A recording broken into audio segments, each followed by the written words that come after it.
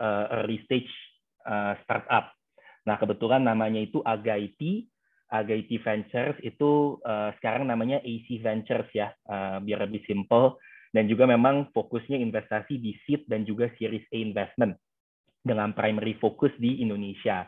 Nah, memang kebetulan di sana saya banyak in charge di sisi bagian fintech, edutech, dan juga consumer ya, dan juga parking and clean energy. Nah, disinilah saya memang waktu itu bertemu dengan founder Slow Parking very early, dan juga memang mereka baru ada sebuah konsep ya, belum ada produknya, dan juga memang masih proses idea stage, di mana kita juga membantu dan akhirnya menginvestasikanlah beberapa jumlah ya nominal ke dalam perusahaan tersebut. Nah, long story short, karena pandemi dan lain-lain, dan juga memang saya suka sekali dengan konsep slow parking, dan juga menurut saya ini perusahaan bisa menjanjikan ya di kedepannya. Jadi saya memutuskan untuk pindah ke sini full time gitu, dan juga memang not long after kita investasi, 2 bulan lah kira-kira saya join ke sini full time dan membantu sisi founder yang lainnya juga.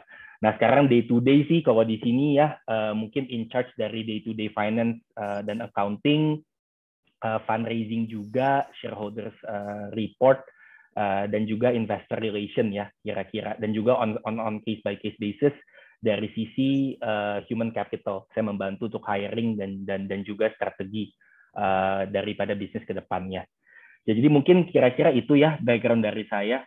Thank you teman-teman.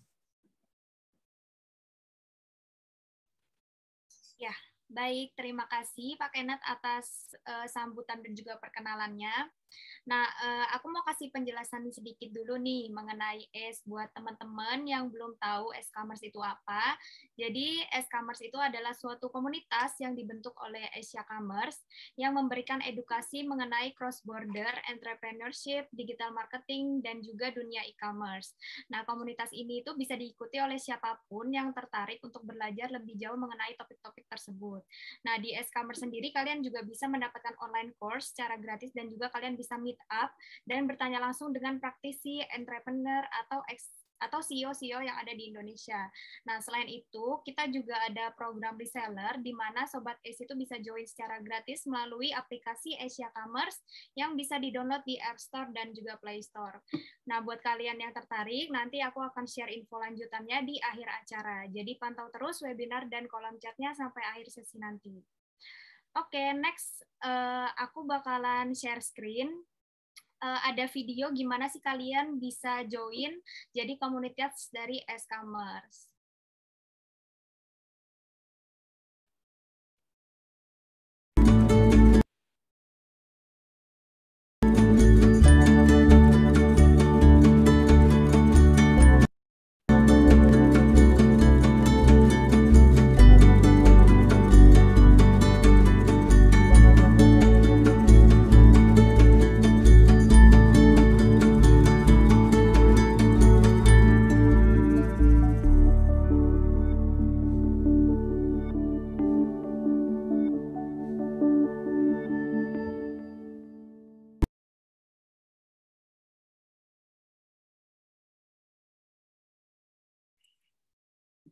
Oke, itu dia tahapan-tahapan dan cara supaya kalian bisa join menjadi anggota dari komunitas kita.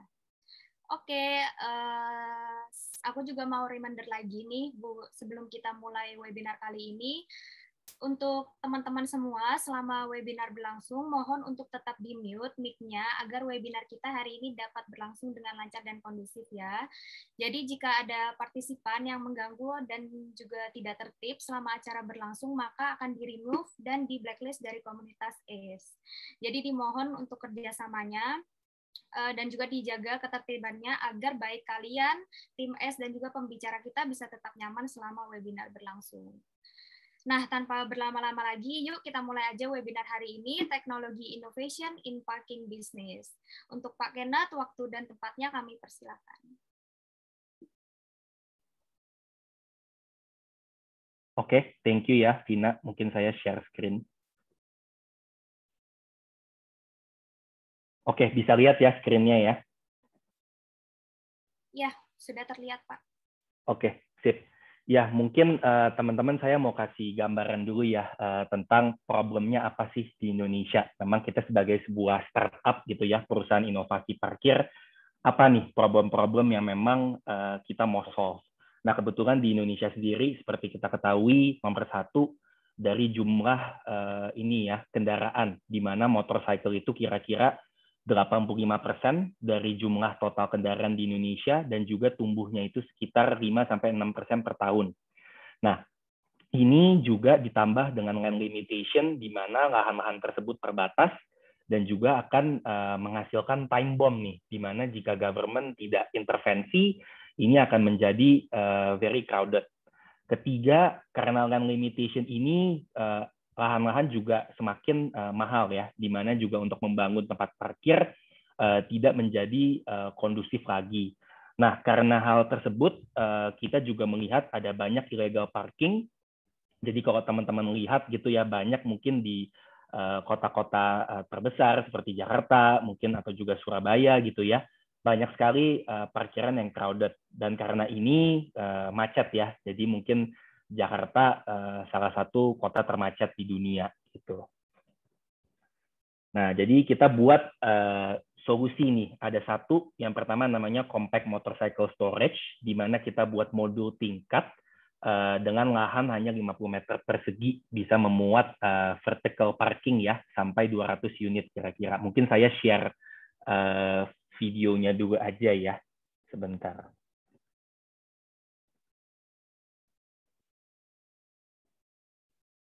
Oke, bisa lihat ya videonya ya. Oke, jadi ya memang seperti yang sudah disampaikan, ini kondisi sekarang di Jakarta dan juga banyak traffic jam dan juga illegal parking. Nah, kebetulan di sini tempat pertama kita di Kebon Kacang di Jakarta, kebetulan di sebelah Plaza Indonesia Mall. Nah, ini keadaannya seperti ini, makanya kita membuat compact motorcycle storage. Lahannya nggak banyak sih, hanya sekitar 60 meter persegi. Ini bisa muat 8 rak ke atas, di mana perak itu bisa memuat sekitar 1,4 meter tingginya ya, dan bisa memuat 15 motor unit per sisi, ada kiri dan kanan, jadi kira-kira 30 unit lah on average. Nah, ini sudah ada di Kebon Kacang, di mana kita bangun 3 modul sekaligus, dan juga ya dalamnya seperti ini ya, 100% karya anak bangsa, kita tidak source good-nya dari luar ya. Dan juga ini dalamnya menggunakan steel structure dan juga knockdown system ya, jadi gampang untuk diinstal dan juga untuk dicopot. Nah, customer journey-nya gampang sekali nih. Kita ada 2 opsi. Opsi 1 bisa ngambil tiket dan juga tinggalin aja. Atau kedua, open mobile app kita. Kita sudah available di Android ya, tinggal scan barcode. Dan juga customer-nya akan ke-record datanya dan juga ditinggalkan saja. Nah, kita menggunakan namanya semi-valet system, di mana parking staff kita akan mengambil motornya dan juga memasukkanlah ke masing-masing rak tersebut. Nah, ini listnya di tengah ya, kalau bisa dilihat.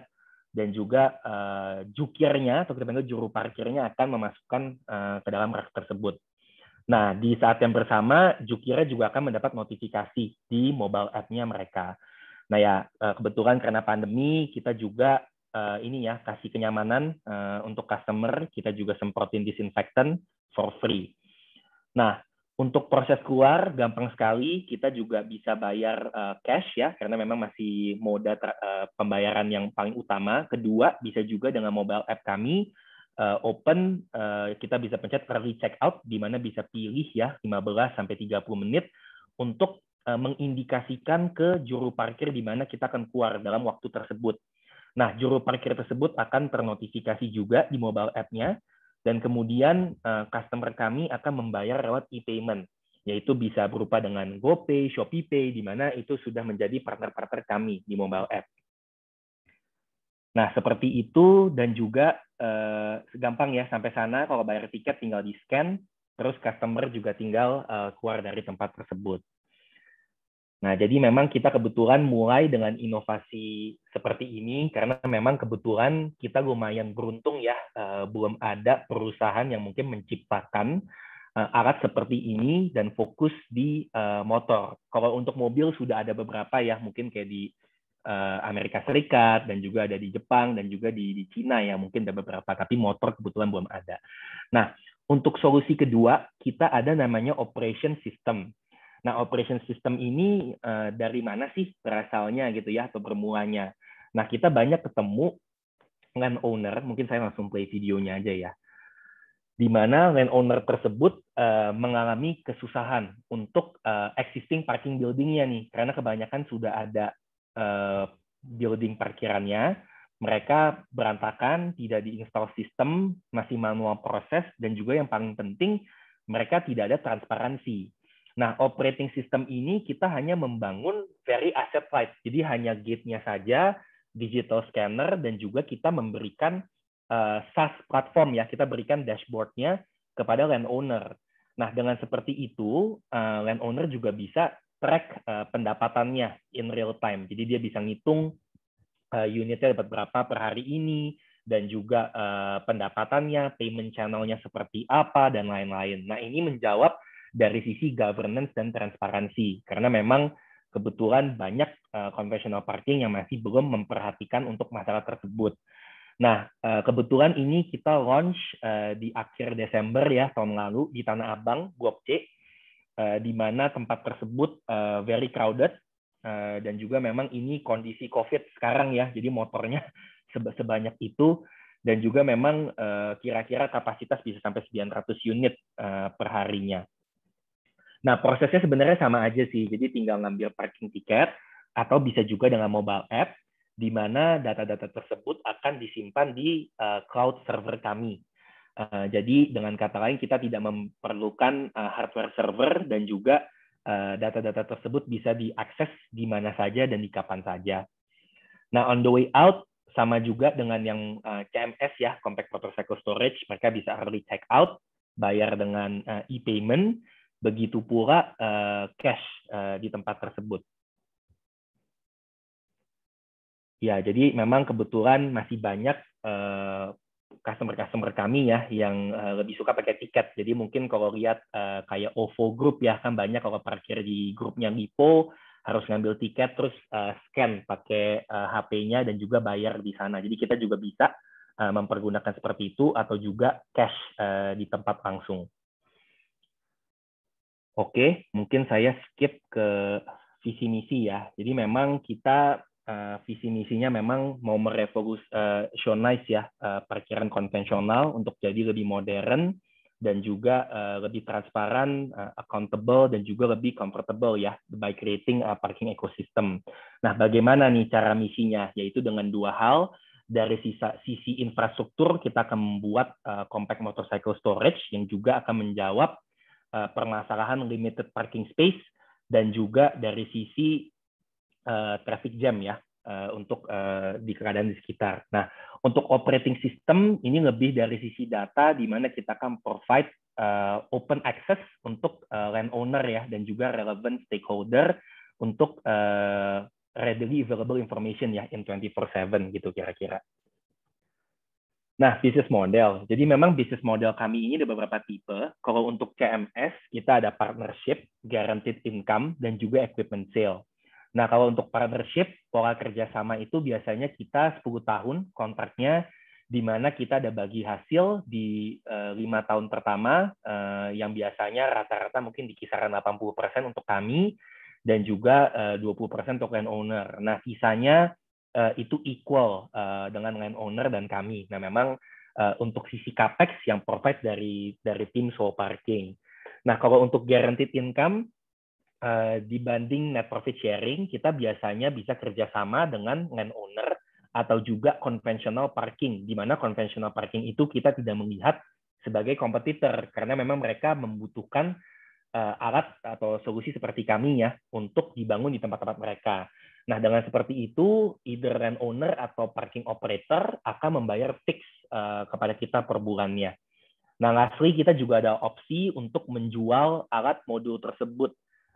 Bisa ke B2B ya, contohnya kita sudah pernah menjual di Yogyakarta, kebetulan ke PKU Muhammadiyah Rumah Sakit, itu tempatnya sangat strategis, di mana memang sudah ada kebutuhan untuk menampung motor tersebut ya, karena pada parkirnya di trotoar semua, dan juga Pak Wali Kota sempat udah marah-marah gitu untuk minta kita membenarkan lah permasalahan ini. Dan juga kita juga sempat sudah jual ke pemerintah ya dari sisi Dishub Bandung. Nah, untuk operating system kebetulan memang kita belum ada opsi jual, kita so far baru profit sharing dan juga memang guaranteed income. Nah, kalau untuk parking fee sendiri ya macam-macam, ada yang per jam, ada yang per shift, dan juga ada yang per bulan. Nah, mungkin untuk tempat-tempat kita ya. Jadi memang kita ini go to market memang lebih dari parking bisnis. Tapi memang kita sangat menyadari ya bahwa di tempat-tempat kita tersebut lahannya kebetulan rata-rata di kisaran 300 dan juga 400 meter persegi rata-rata. Nah, karena kita hanya membutuhkan 50 sampai 60 meter persegi per modul, itu biasanya banyak lahan yang tidak kepakai. Nah, jadinya kita bekerja sama dengan beberapa startup dan juga corporate ya, baik di dalam negeri dan juga mungkin yang startup-startup dari luar untuk kerjasama dengan kita. Nah, contohnya seperti F&B, kita kerjasama dengan Eat and Eat, di mana contohnya di tempat kita yang di Gandaria, kita bangun F&B platform yang tempatnya bersebelahan ya dengan parkiran kita, jadi customer bisa dine in juga, karena memang kita understand lah, memang biasanya customer tuh selain parkir ya mereka suka ngopi dulu, makan dulu Indomie gitu ya, jadi kita juga lihat, wah ini opportunity-nya sangat besar sekali jika kita bangun makan makanan ini di sekitaran parkir. Nah, untuk ini kita ada dine-in dan juga ada food delivery ya, dan kebetulan inline dengan banyak Gojek dan Grab drivers yang kebetulan suka ngetem di sana. Dan juga selain itu, kita mempelajari ada juga JumpaPay, which is another startup juga ya, yang lebih fokus di O2O untuk perpanjang SIM dan juga STNK. Jadi memang ada booth di tempat parkir kita di mana customer juga tidak perlu membuang-buang waktu. Mereka tinggal drop aja STNK-nya, nanti akan di outsource untuk JumpaPay ya. Dan juga begitu mereka ngambil, mungkin 3-5 hari selesai, mereka tinggal bayar aja. Jadi tidak perlu capek-capek ke Samsat lagi gitu. Nah, kemudian kita juga ada Otomoto, di mana kita kerjasama dari sisi mobile app kami. Jadi di mobile app kita itu bisa jual beli motor juga, bekas dan baru gitu. Jadi kalau misalkan teman-teman pengen ganti motor atau apa, bisa juga lewat Otomoto. Nah, logistik, kita ada partner 2 ya dari Kerry Logistik, merupakan perusahaan dari Hong Kong, di mana mereka juga buka mini pick up and delivery services ya, kecil sekali untuk drop off saja. Nah, dan juga untuk Paxel, mungkin teman-teman ada yang tahu juga, itu dari sisi startup ya, yang fokus di smart locker. Nah, dan juga selain itu kita ada vending machine dan juga electric vehicle. Nah, memang electric vehicle ini, motor listrik sudah mulai banyak ya, especially di Indonesia, dari teman-teman mungkin yang sudah tahu seperti Gesit, dan juga ada Swoot, dan lain-lain. Nah, ini kita partner dengan Viren. Kebetulan memang Viren ini subsidiary dari VR Group, which is salah satu pemain motor tricycle ya di Indonesia. Nah, kedepannya banyak sekali yang bisa kita kerjasamakan nih. Mungkin dari sisi advertising, kita juga bisa mempromosikan brand-brand ya, seperti unicorn ternama kayak Gojek. Kalau memang misalkan mereka butuh untuk branding di sisi cover area-nya juga sangat bisa sekali gitu ke depannya. Oke, jadi mungkin untuk sisi comparison dari on-street parking, pinggir jalan, dan juga parkiran kita ya, dengan lahan yang sama, kita bisa menambahkan kapasitas 8 kali lebih banyak dibanding parkir di pinggir jalan. Dan juga parking-parking fee tersebut memang on paper sama atau mungkin slightly lebih murah ya dengan kita. Nah, waiting time ini unik karena memang berdasarkan data yang kita dapat dari Jakarta Post, rata-rata commuters itu butuh waktu 20 menitan untuk mencari parkir dan juga memparkirkan motor tersebut gitu ya. Nah, dengan Slow Parking nggak akan pakai lama gitu. Jadi tinggal buka, discovery aja tempatnya ada di mana saja, tempat-tempat kita, kapasitasnya masih banyak atau enggak, available-nya berapa, dan juga bisa langsung datang di tempat kita. Jadi kita bisa save customer punya time. Nah, dan juga safety ya, karena tempat kita lebih tertutup ya, jadi aman dan juga lebih nyaman lah untuk customer-customer kami. Dan juga dari sisi landowner, karena kapasitasnya 8 kali lipat, even dengan profit sharing cut buat mereka akan dapat mungkin 2-3 kali lebih besar dibanding yang sebelumnya mereka dapat. Nah, dari sisi advantages ya, atau mungkin competitive advantages dari CMS, sebenarnya apa saja sih produk kita gitu ya, yang mungkin unggul nih dari yang lain. Yang mungkin lahannya hanya sangat minim, kita juga memanfaatkan lahan yang sangat ada gitu ya, lebih efisien, alatnya juga portable, jadi juga bisa dibongkar pasang dengan gampang, dan juga ini bisa adjustable by design. Jadi maksudnya ini kapasitasnya bisa kesesuaikan, misalkan butuh 200, 300, atau bentuknya mungkin diubah sedikit, lebih panjang atau lebih pendek, itu sangat bisa gitu. Dan juga maintenance-nya lebih simple ya, dan juga mungkin sangat terjangkau karena memang 100% alat ini berasal dari Indonesia, dan juga makanya spare part tersebut lebih dapat good access ya, dan juga availability. Nah, terakhir memang alat kita juga dibenahi oleh support ya dengan CCTV dan juga on the ground parking supervisor. Nah, mungkin kalau untuk dari sisi operating system, teman-teman mungkin bisa ada pertanyaan, oke, apa yang membedakan Soul Parking dan juga mungkin perusahaan-perusahaan yang sudah besar seperti Secure Parking dan kawan-kawan. Nah, memang perusahaan yang sudah ada itu biasanya capital cost-nya lebih mahal, di mana kita Soul Parking bisa memberikan fasilitas dengan aset yang lebih simpel ya, dengan harga 20-50% lebih murah dengan konvensional parking. Dan juga dari sisi transparansi dan juga komersial ya, atau pendapatan untuk kepemilikan akan lebih banyak, karena dengan kita transparan, pendapatannya real, kita terbuka dengan pemilik lahan. Dengan kata lain, pendapatan tersebut akan dapat lebih banyak juga. Contoh di Tanah Abang yang tadi mungkin teman-teman sudah lihat di video, pendapatan landowner kami langsung 2 kali lipat sejak dengan partner dengan kami. Dan juga karena kita memakai cloud-based server, makanya kita tidak butuh banyak-banyak aset ya, lebih efisien. Kita tidak butuh bus, kita nggak butuh komputer. Technically kita hanya butuh HP saja, dan juga small printer kita udah bisa operate. Nah, memang alat kami ini teknologi enabled dengan mobile app, di mana mobile app kebetulan kita sudah launch juga, kebetulan Juni tahun lalu, dan juga ini untuk mensupport pengendara-pengendara kami. Nah, memang ada beberapa fitur nih yang bisa kita pakai. Dari sisi booking, kita bisa QR code ya, jadi contactless transaction, juga di atasnya ada banner untuk promo, disinfektan, dan lain-lain. Dan juga mungkin yang paling penting kegunaan app ini dari sisi early checkout. Karena kebanyakan kalau parkir di pinggir jalan, misalkan diparkirin 5-10 baris, kan kalau yang baris di paling depan susah untuk keluarnya kan.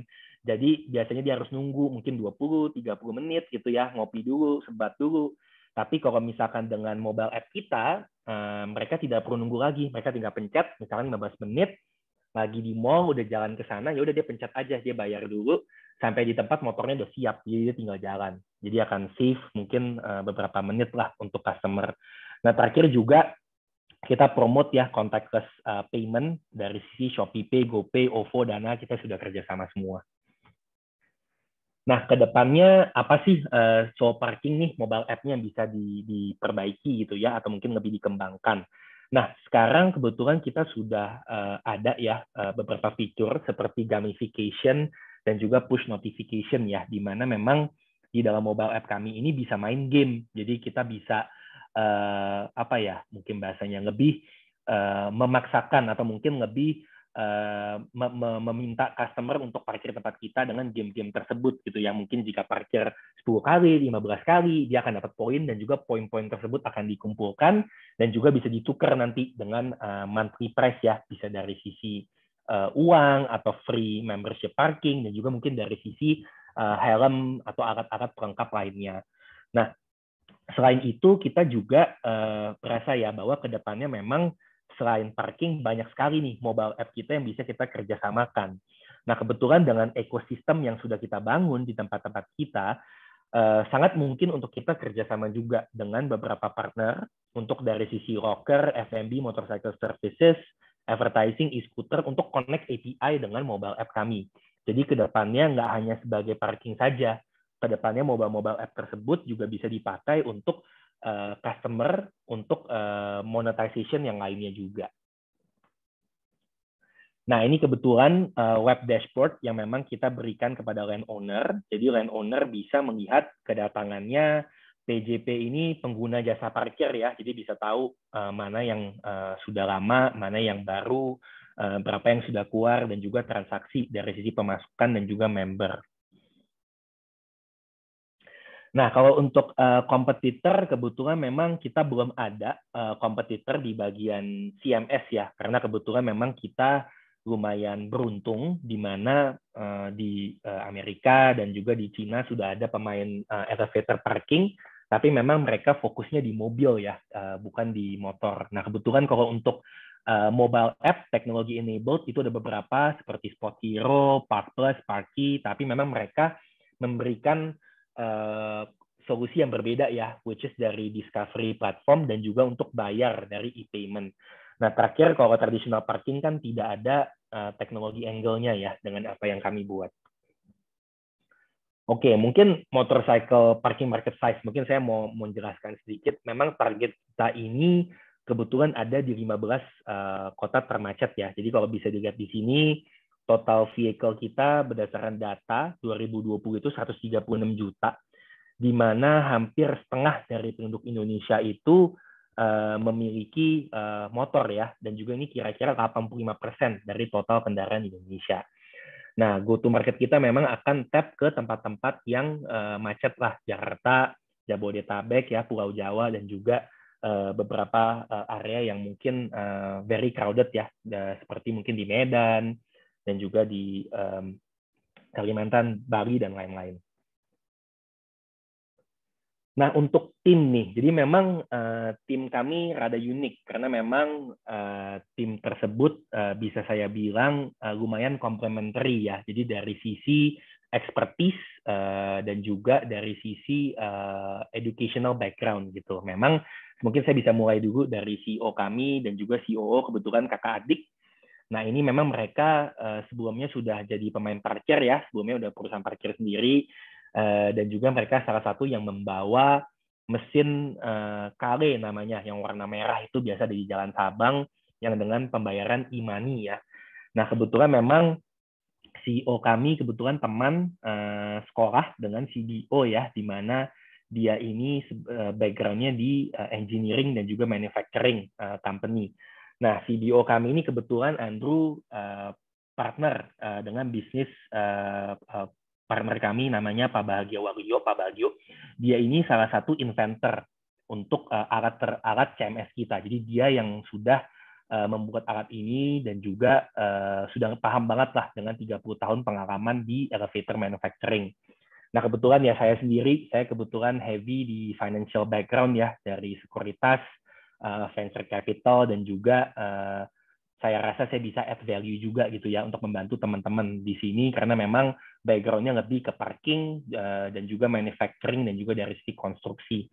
Nah, lastly dari sisi teknologi kita juga very fortunate dapat bantuan dari Bang Unggul ya di sini, sebelumnya dia CTO di Tech Indonesia.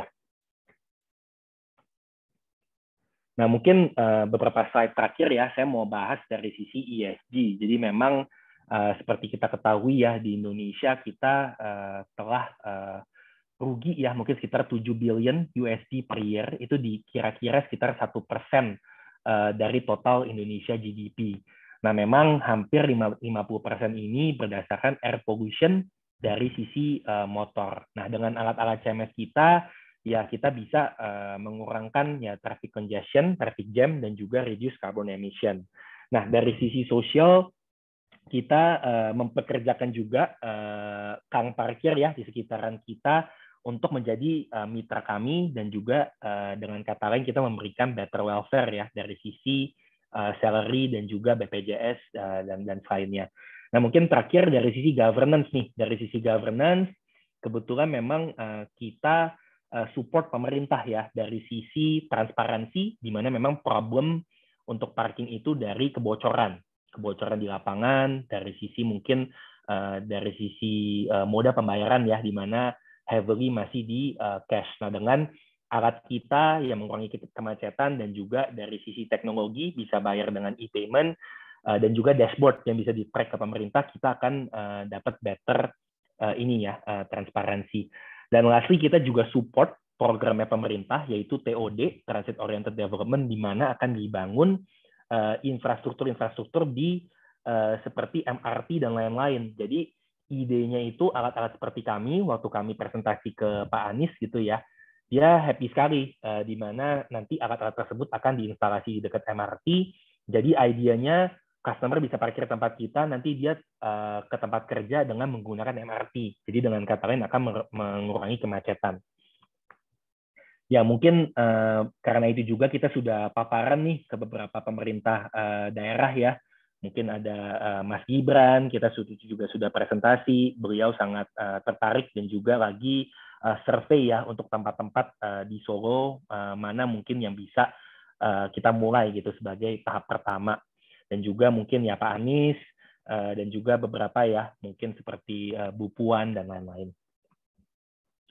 Ya mungkin terakhir ya memang kita lumayan beruntung juga karena dapat coverage lah dari beberapa media dan juga mungkin recognition ya dari beberapa newsletter juga seperti CNN, Detik, dan juga mungkin seperti E27 di mana kita memenangkan Startup of the Month, dan juga kita aktif untuk berpartisipasi di beberapa inkubator yaitu seperti MRT Jakarta dan juga Escalate dan juga Shinhan ya sama Startup Studio. Jadi memang kita juga brainstorm dengan beberapa network kami ya untuk grow the business further lah kira-kira. Nah, ya mungkin kira-kira dari saya itu saja. Thank you teman-teman. Feel free kalau ada pertanyaan, misalkan tentang saham atau tentang venture capital, tentang soul parking, ya saya happy untuk menjawab kira-kira begitu. Ya mungkin saya kembalikan ya ke MC.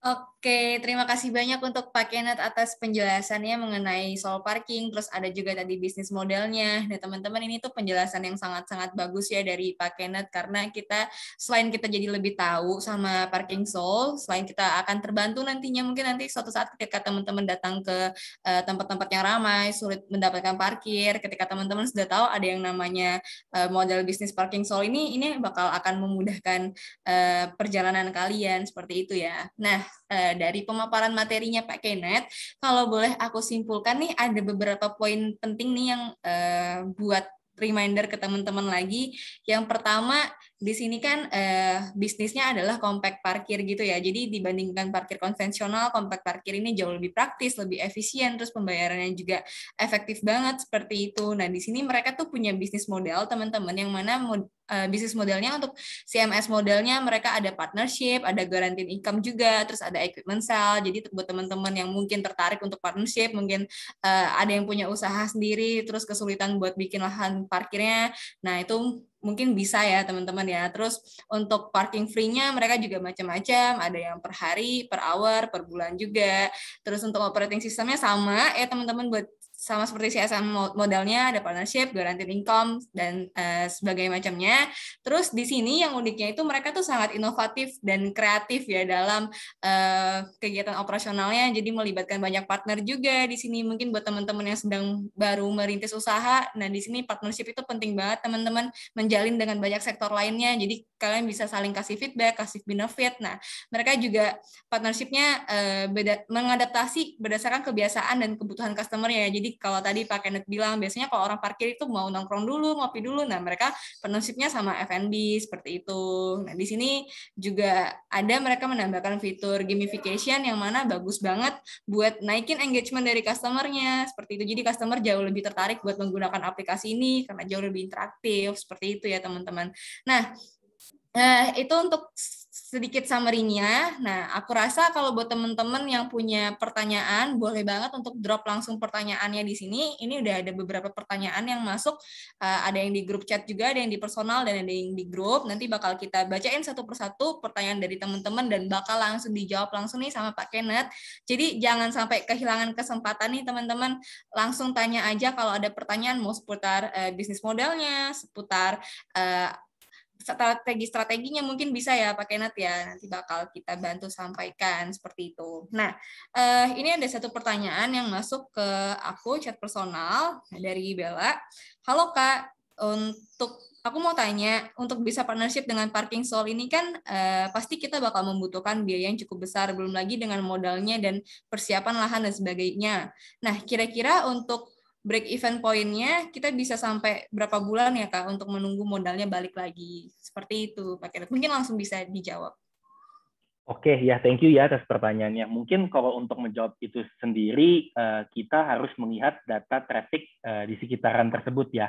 Jadi biasanya kita memang presentasi ke landowner dan juga kita melihat biasanya dengan uji petik di tempat-tempat tersebut ada berapa banyak motor dan lain-lain gitu ya, mungkin 300, 400. Nah, kalau dari sisi partnership sih yang menginvestasikan alatnya kita. Jadi bukan landowner-nya gitu. Jadi dari sisi kita ya again varies gitu ya, mungkin ada break even point yang 2 tahun, ada juga mungkin yang sampai 3 atau 4 tahun, itu ada juga gitu.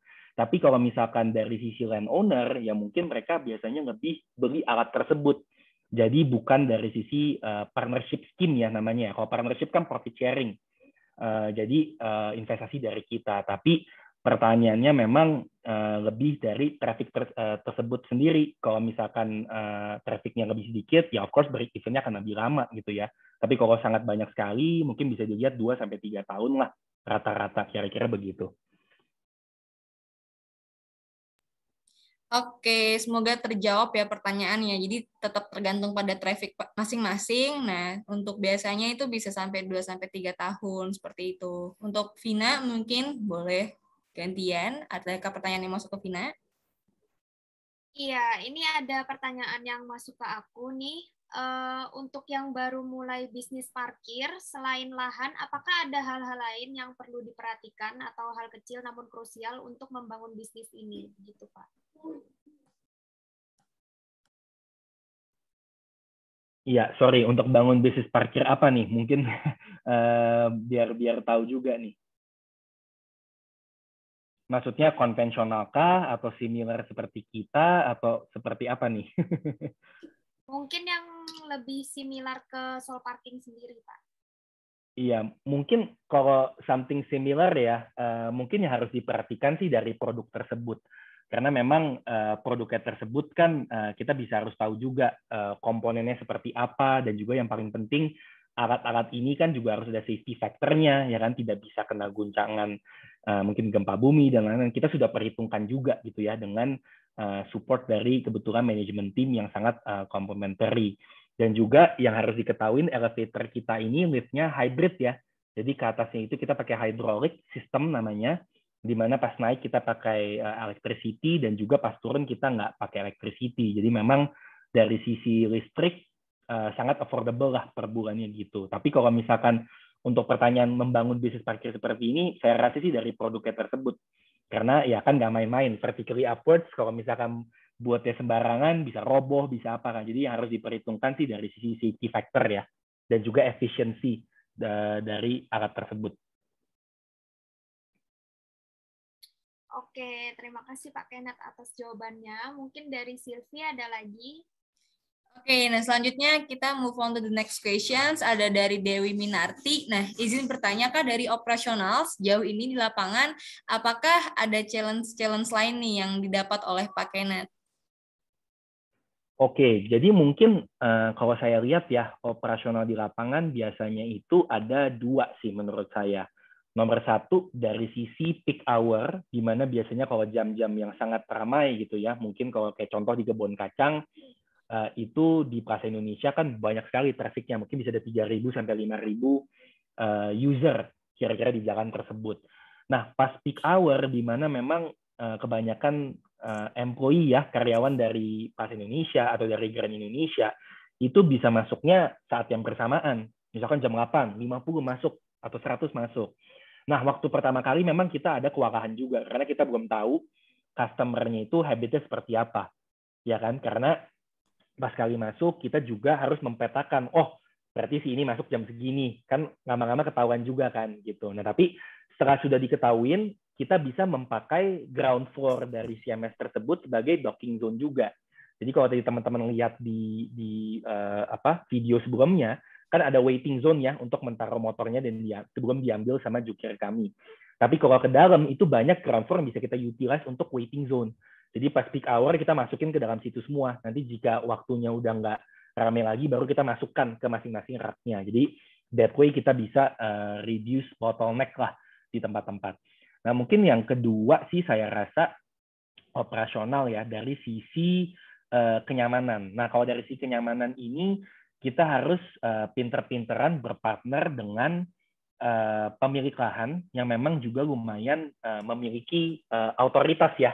Kebetulan selama ini tempat-tempat kami ini mungkin kita kerjasama dengan ketua RT dan juga mungkin yang lumayan powerful lah di sana. Jadi dari sisi keamanan dan juga untuk mengkondisikan hal, sosialisasi so far sih masih oke. Tapi saya rasa dari dua hal itu yang paling penting ya dari sisi operasional. Karena kalau itu dua tidak terjaga atau tidak teratur dengan baik, akan sangat susah untuk mengoperasikan bisnis ini. Oke, kalau boleh aku simpulin, jadi untuk kesulitannya tuh lebih ke saat-saat ada jam rame, gimana kita bisa handle-nya. Terus yang kedua, untuk operasionalnya sendiri dari segi kenyamanan dan keamanan lingkungannya, customer-nya, partnership-nya, semuanya itu perlu diperhitungkan. Nah, terus ini pertanyaan selanjutnya cukup relate nih sama pertanyaan yang barusan dari Indra. Izin mau tanya, apakah teknologi parkir ini ada kelemahannya nih? Selain kelebihan-kelebihan yang disebutkan oleh Pak Kenneth, kalaupun ada kelemahan, pasti ada cara untuk pengembangan ke depannya. Nah, seperti itu, Pak. Silahkan dijawab. Ya, mungkin yang paling kelihatan ya, itu mungkin dari sisi kondisi sekarang. Mungkin yang seperti teman-teman sudah ketahui, lagi COVID sekarang kan di mana-mana trafiknya terbatas ya. Jadi kita tidak bisa memaksakan trafik-trafik tersebut. Jadi karena tempat-tempat kami ini banyak yang strategik juga di mall dan juga mungkin di tempat-tempat lain, itu banyak yang okupansinya juga terbatas gara-gara ya kalau pemerintah misalkan occupancy rate-nya hanya bisa 50% di mall, ya obviously tempat kita juga akan kena impact gitu. Nah, jadi dari sisi alat tersebut, ya kita mungkin juga dari sisi pendapatan dan juga pengeluarannya lah ya, akan tidak sesuai dengan proyeksi kami. Nah, dengan seperti itu kita melihat banyak nih room for improvement di mana mungkin kita bisa buat alatnya lantainya 5 atau lantainya 6 dan juga mungkin lebih sempit gitu ya, atau mungkin materialnya tidak perlu sebanyak itu. Jadi kita melihat beberapa banyak model nih dari sisi CMS tersebut dan juga untuk mengimbangi kondisi ekonomi sekarang. Nah, memang kebetulan kita udah ada beberapa pipeline ya, prototype seperti versi container dan juga lain-lain yang akan memudahkan kami juga untuk dari sisi ekspansi dan juga lebih bisa diversifikasi dari sisi kalau ada black swan event ya, seperti COVID seperti sekarang gitu kira-kira. Oke, lanjut ke pertanyaan selanjutnya ya Pak Kenneth. Nah, ini ada pertanyaan. Halo Kak Kenneth, terima kasih untuk penjelasannya. Nah, saya dari dulu memang sudah terpikirkan untuk membuat parkir konvensional, tapi masih takut untuk eksekusi. Nah, apakah dari Kak Kenneth sendiri ada saran untuk saya yang ingin membuat parkir konvensional dengan segmen yang lebih kecil? Mungkin tips and trick di bagian finansial, peraturan pemerintah, atau dari segi mindset juga boleh, Kak, seperti itu. Oke.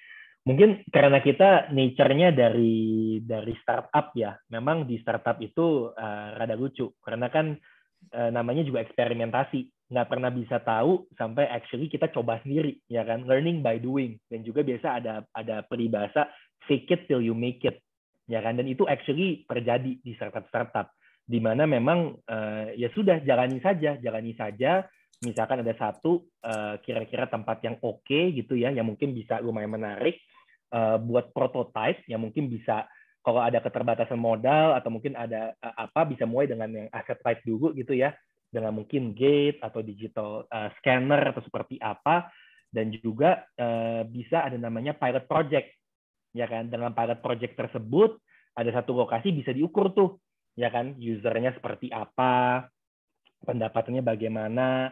Dan kalau memang ada sisi teknologi kan biasanya lebih manless ya, artinya kita tidak perlu banyak lagi orang di tempat. Jadi kedepannya bisa pakai teknologi semua.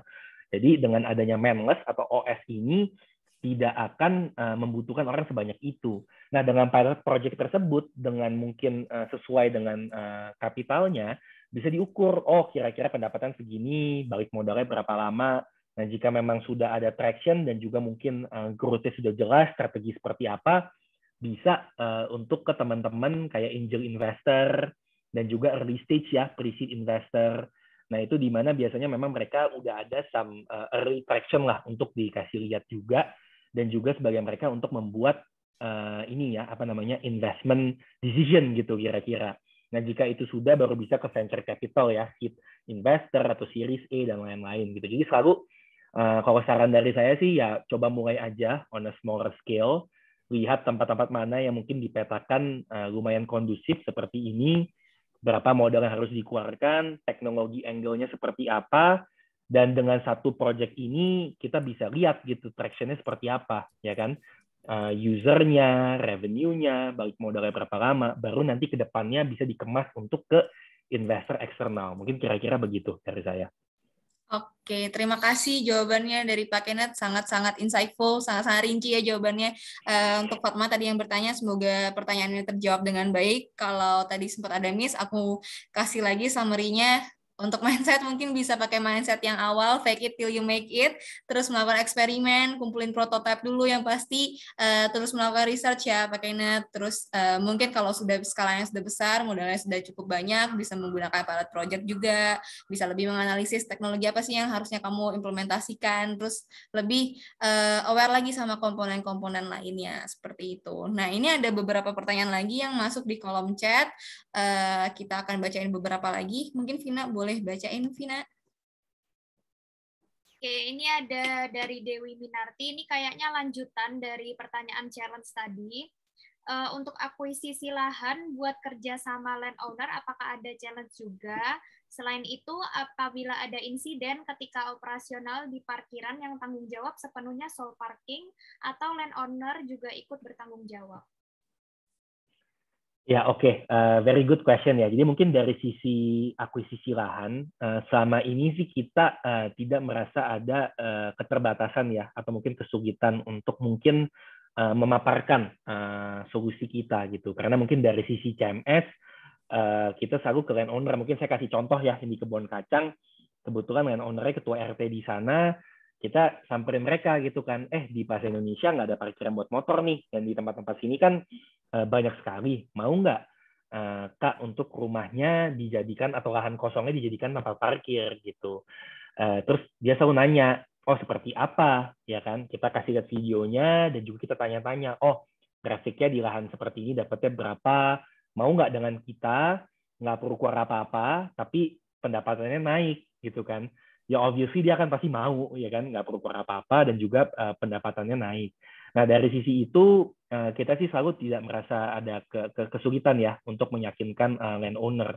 Jadi so far masih oke, tapi again saya rasa sih dari sisi landowner bervariatif ya, tergantung landownernya. Kalau mungkin dari sisi B2C ke individual landowner biasanya tidak ada masalah. Tapi kalau dari sisi B2B kan mungkin kadang-kadang nggak seperti itu ya, karena pemiliknya kan mungkin perusahaan besar dan lain-lain, mungkin korporasinya atau corporate governance-nya lebih strict nih. Jadi mungkin tidak seperti itu gitu. Mungkin bagi banyak beberapa konsiderasi lah untuk mempertimbangkan tersebut. Nah tadi pertanyaan kedua dari sisi kerusakan ya tadi ya kalau nggak salah ya. Ya, kalau dari sisi kerusakan sih selama ini yang contoh sudah ada, amit-amit ya, knock on wood belum pernah ada kerusakan di lapangan, tapi untuk prevensi memang kita sudah kerjasama dengan insurance player juga ya, di mana kalau ada motor kehilangan dan lain-lain itu semua sudah di cover dengan insurance kami. Nah, insurance preminya itu kita bayar dengan landowner secara bersama dan juga as part of the operational expense ya yang kita akan charge per bulannya.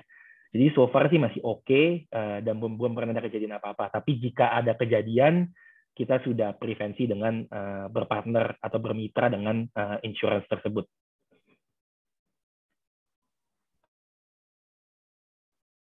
Oke, jadi jawabannya sangat insightful sekali dan juga rinci ya teman-teman. Oke, karena kita juga udah terbatas nih waktunya, jadi sesi Q&A-nya kita udahin dulu. Semoga semua pertanyaan yang ditanyakan tadi dapat terjawab dan materi yang disampaikan juga dapat dipahami dengan baik. Nah, teman-teman yang masih punya pertanyaan, jangan berkecil hati terlebih dahulu, karena teman-teman juga bisa banget nih tanya lewat grup yang udah kita buat, dan juga teman-teman bisa drop pertanyaan dan diskusi melalui forum yang ada di website S-Commerce. Lalu untuk Pak Kenneth mungkin boleh menyampaikan closing statement kepada semua partisipan yang hadir hari ini, Pak, sebelum acara webinarnya berakhir. Ya, mungkin thank you teman-teman atas partisipasinya juga. Thank you juga for having me ya.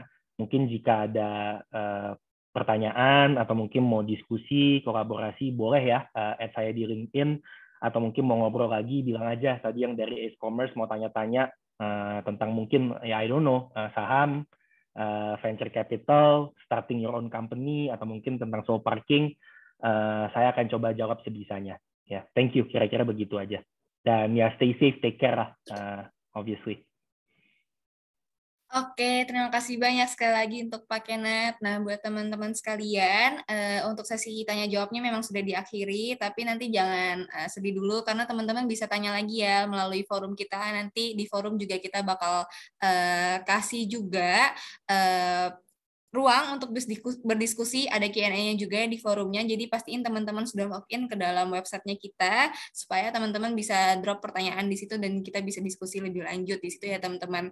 Nah, buat teman-teman, jangan pada leave dulu, karena kita bakal kasih info lebih lanjut mengenai reseller yang sebelumnya sudah dijelaskan oleh Vina. Jadi, buat teman-teman di sini yang baru mau memulai bisnis, seperti itu ya, baru mau coba-coba, tapi takut untuk coba yang bisnis-bisnis yang besar, yang memerlukan modal yang besar, teman-teman bisa banget ini langsung join resellernya dari S-Commerce. Nah, untuk join reseller ini, teman-teman gampang banget caranya, teman-teman bisa akses ratusan katalog produk juga, teman-teman juga bisa impor produk juga di sini. Nah, buat tahu caranya, jadi di sini cuma ada 4 step simple banget nih teman-teman. Kalian cukup install aplikasi Asia Commerce di App Store dan Play Store. Terus setelah kalian install, kalian bisa banget isi data diri kalian sesuai format yang dibutuhkan. Kemudian kalian perlu untuk mengklik link verifikasi yang bakal dikirim di email kalian. Terus kalian yang terakhir stepnya adalah upload KTP supaya data kalian bisa terverifikasi oleh tim kami dan kalian sudah bisa langsung jadi reseller kami. Dan di sini teman-teman bisa akses beberapa katalog yang sedang hype, itu teman-teman gampang banget caranya buat jadi reseller, tinggal insert to cart aja, dan teman-teman bisa pilih option payment, pilih option logistiknya juga.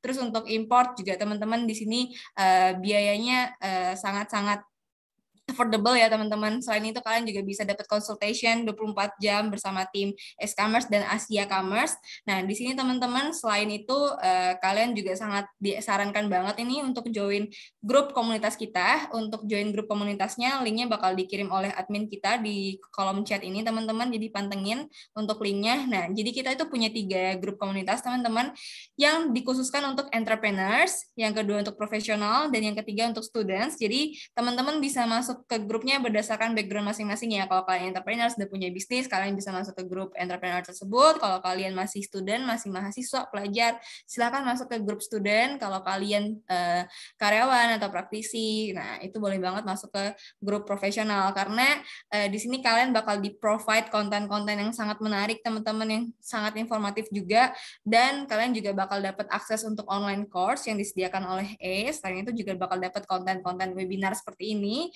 Nah, jadi untuk informasi webinar selanjutnya boleh banget kalian join supaya nggak ketinggalan infonya ya, seperti itu teman-teman. Nah, di sini juga kita bakal menyediakan konten-konten edukasi lainnya, contohnya online course yang kalian bisa akses materinya selama 1 bulan, seperti itu. Nah, informasi itu bakal kita jelaskan lebih lanjut di grup-grup yang bakal teman-teman join nanti. Jadi jangan sampai kelewatan untuk join grupnya. Nah, buat teman-teman yang bertanya-tanya tentang e-certificate-nya bakal kita kasih paling lama itu H+1 setuju setelah teman-teman mengikuti terms and condition yang sudah disediakan oleh panitia seperti itu. Nah, akhir kata teman-teman, buat seluruh Sobat S yang sudah menghadiri event kita hari ini, terima kasih banyak lagi. Sekali lagi kita ucapin buat teman-teman yang sudah meluangkan waktunya berpartisipasi dan yang pastinya juga sudah kondusif ya selama mengikuti webinar ini. Nah, untuk Pak Kenneth juga kami kembali mengucapkan terima kasih sudah meluangkan waktunya, sudah berbagi informasi-informasi yang sangat bermanfaat. Semoga ilmu-ilmunya bisa langsung diterapin ya buat teman-teman yang baru mau merintis bisnis. Semoga bisa tahu nih, oh bisnis modelnya kayak gini, strateginya kayak gini, segala macam, seperti itu. Nah, sebelum kita akhiri nih, untuk Sobat S dan Pak Kenneth, mungkin kita boleh dokumentasi sebentar ya. Jadi buat teman-teman yang udah ada di sini, yang mau on-cam, silahkan banget, disarankan banget ya untuk on-cam ya, boleh menggunakan virtual background yang sudah kita kirim, atau kalau susah, pakai virtual background-nya nggak apa-apa, yang penting on-cam aja dulu, mungkin 2 menit cukup kali ya. Buat teman-teman yang mau siap-siap, mau rapi-rapihin rambutnya dulu, silakan nih. Kita tunggu sampai 3:06, habis itu kita dokumentasi. Oke, sudah mulai ada yang beberapa yang on cam nih. Jangan malu-malu teman-teman, biar kita bisa lihat wajah masing-masing. Gimana sih Sobat S hari ini gitu. Oke. Tunggu 10 menit lagi. Yuk teman-teman yang mau on cam jangan sampai ketinggalan karena dokumentasi ini bakal kita publish juga ke Instagramnya S-Commerce. Kapan lagi kan kalian bisa eksis di Instagramnya S-Commerce ya teman-teman. Bersama Pak Kenneth di sini, pembicara kita yang keren banget hari ini. Oke teman-teman, buat dokumentasinya boleh Vina. Oke.